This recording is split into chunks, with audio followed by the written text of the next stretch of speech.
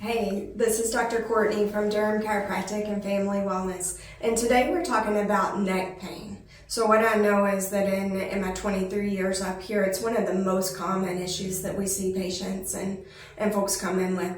In fact, the stats show that more than 70% of Americans will experience neck pain this year.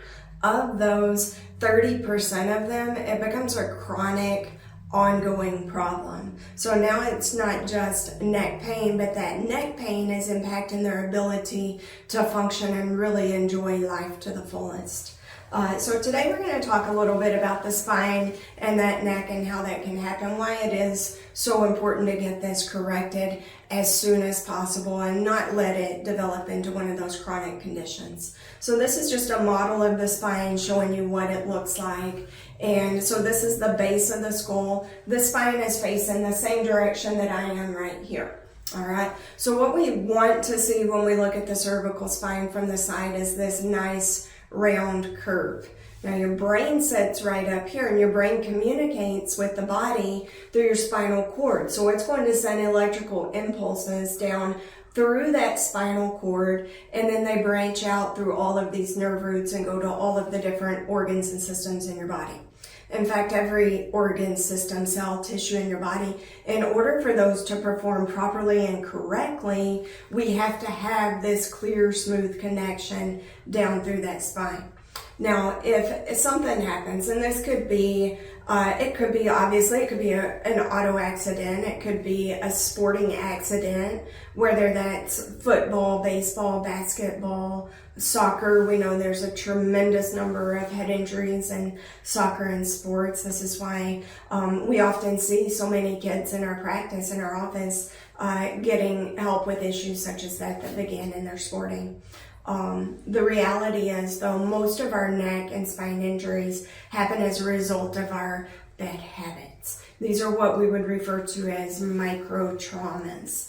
So things such as looking at our cell phones, looking down at that cell phone in this posture right here. Most of us have our head and our neck craned forward about at a 45-degree angle looking at that cell phone or that device. What that does with the spine, when that neck cranes forward right here, your head weighs about 12 pounds. And so long as that head is balanced right up here over the shoulders, the way God designed it, we can hold it right there and everything's very at ease. It's very comfortable.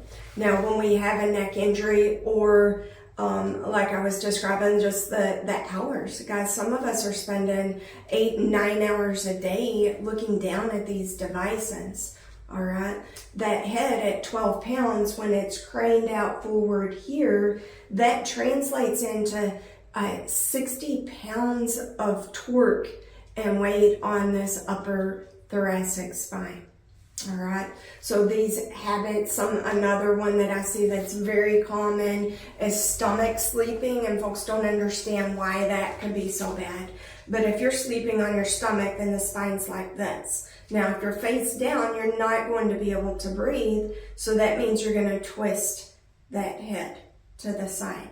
So what that does in effect is you're twisting that spinal cord. Most of us are in the habit of either twisting that head to the left or maybe even to the right, but you've definitely found one direction or the other that's more comfortable. This can create micro traumas in that cervical spine and eventually leads to some big issues. Those are some of the worst spines and necks that I see. All right. Your spine is definitely connected to and tied into the health of your overall body. In fact, I would refer to this as the arc of life. Okay, this is essentially a bridge that is connecting your brain to the rest of your body.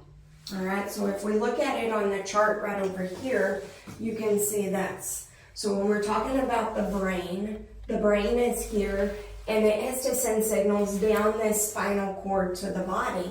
So this is essentially a bridge connecting your brain to the body. Now, and it's balancing the 10 to 12 pound skull and head up on top of that.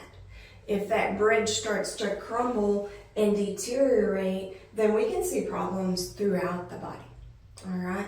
But if we're talking specifically in the neck, which we are focusing on that today, this upper cervical region right here, these nerves both branch out to the body, but also up into the head and the skull region. So this could cause problems with eyes, ears, nose, throat, your sense of taste. Yes, even the post-COVID syndrome with the inability to smell and taste your foods, that can definitely be linked back to the cervical spine. And we have found our patients have responded really quickly in recuperating those sensory functions, which is really great. I know what that's like. I lost my sense of smell with COVID. Not fun. Really detracts from quality of life and enjoying your food and your meals. So, also leading into the brain, this can present oftentimes with cognitive issues, memory problems, brain fog, anxiety, depression, headaches, migraines, sensory issues where light, when you walk outside, the sun is just so bright, you must have sunglasses. That is oftentimes indicative of a subluxation or pinched nerves up here in that upper cervical spine. In the mid-cervical region, in the middle of the neck, those nerves go to the glands of the head, face, and neck, including the adenoids and the tonsils. All right, these are important glands for detoxing and draining and helping us fight infections in the head, the ears, and throughout the body.